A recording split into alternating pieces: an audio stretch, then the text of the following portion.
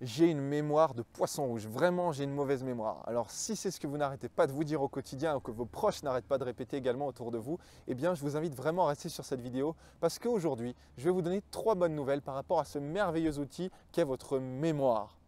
La première bonne nouvelle, c'est que vous n'avez pas une mauvaise mémoire. Alors je sais jusque-là ça peut paraître bateau, mais laissez-moi vous expliquer que même les champions de la mémoire à l'origine n'ont ni des dons.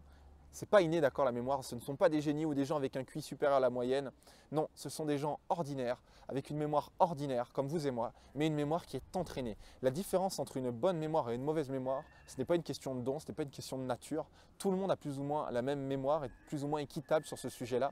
La différence, c'est l'entraînement. Est-ce que vous allez entraîner ou non votre mémoire? C'est un peu comme votre muscle, d'accord? Les muscles, de manière générale, si on veut les entraîner, on peut aller à une salle de sport, on va les faire grandir, les rendre plus efficaces, plus endurants, et la mémorisation n'échappe pas à cette règle. C'est comme un muscle, la mémoire, comme un muscle de votre cerveau, que vous allez soit pouvoir entraîner, soit que vous allez choisir de ne pas entraîner, et du coup le laisser s'engourdir, se refroidir, et du coup devenir moins efficace sur le long terme. Deuxième bonne nouvelle au niveau de votre mémoire, c'est qu'à travers des outils simples et efficaces, rapides, vous allez vous aussi pouvoir obtenir un niveau équivalent à ces champions de la mémoire. Vous vous rendrez vite compte qu'en fait, en réalité, les outils, ils ne sont pas si compliqués à mettre en place. C'est juste que c'est différent de ce à quoi on pourrait penser. Nous, dans la société, on a toujours été éduqués à apprendre par cœur. On nous a habitués au par cœur, à la répétition. Et en fait, on a tout faux. On a tout faux parce que le par cœur et la répétition, c'est peut-être la chose la plus opposée au fonctionnement correct de la mémoire. Quand vous analysez un petit peu les critères là, de pertinence d'une information pour qu'elle soit mémorisée notamment, vous vous rendez compte que le par cœur et le système d'éducation actuel, il est totalement à côté de la plaque et ce depuis plusieurs décennies, voire plusieurs siècles.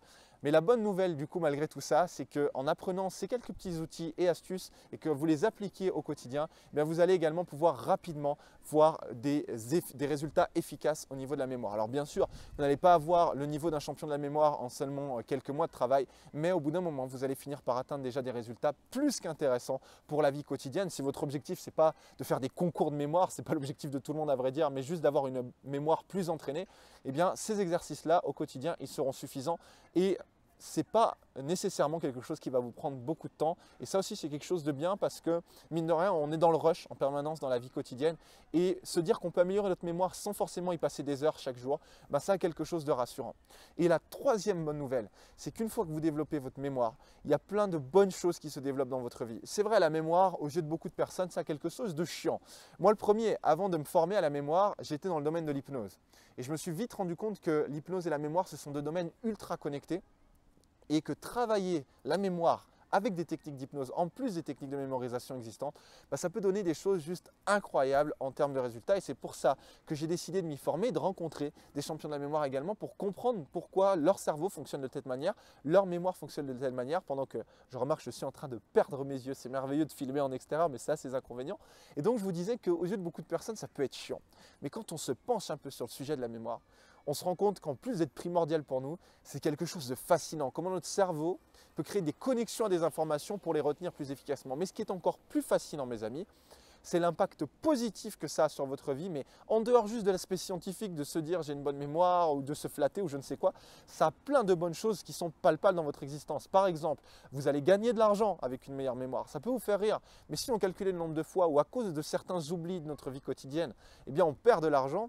Qui dit meilleure mémoire dit moins d'oublis, dit plus d'argent. Donc si on faisait le calcul, vous vous rendriez vite compte qu'on peut gagner de l'argent avec la mémoire. La deuxième chose avec la mémoire, c'est que vous allez gagner en confiance en vous. Là aussi, ça peut surprendre. Mais qu'est-ce qui est la source de la perte de confiance en soi? C'est l'excès de questions, l'excès d'interrogations dans le cerveau, dans certains moments de notre vie, face à certaines situations. On s'interroge beaucoup trop. Et qui dit meilleure mémoire dit forcément moins de saturation d'informations. Puisque quand on n'a pas une bonne mémoire, on peut être stressé d'oublier certaines choses, on peut être stressé lors d'une présentation. Par exemple, on a peur d'oublier quelque chose. Donc on perd confiance en soi. Vous voyez où je veux en venir? Donc une meilleure mémoire est également égale à une meilleure confiance en soi, puisque vous allez vous dire c'est bon, j'ai l'information, je me fais confiance. Et enfin, troisième chose, ça va vous permettre de retenir et d'apprendre de nouvelles compétences beaucoup plus rapidement et durablement que la moyenne.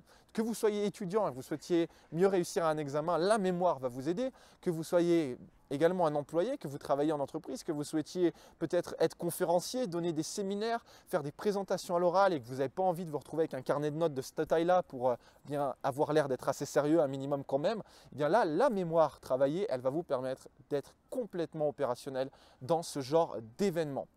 Donc voilà, j'espère que ces 3 bonnes nouvelles vous auront fait plaisir, mais surtout qu'elles vous auront donné envie d'en savoir plus sur la mémoire et sur les techniques pour la développer rapidement. Si c'est le cas, je vous invite bien sûr à venir découvrir ma chaîne YouTube Hypnose Mémoire, sur laquelle je partage au quotidien des outils, des astuces, mais également des séances d'hypnose parfois pour améliorer votre concentration, améliorer votre mémoire. Et je vous en dirai beaucoup plus sur cette chaîne-là. Vous aurez quotidiennement quelques vidéos par semaine, au minimum une par semaine, voire un petit peu plus, où je vous dirai peut-être d'essayer tel exercice, tel outil qui va vous permettre rapidement, vous aussi, d'apercevoir des améliorations et du coup de vous donner encore plus envie de creuser sur ce sujet-là.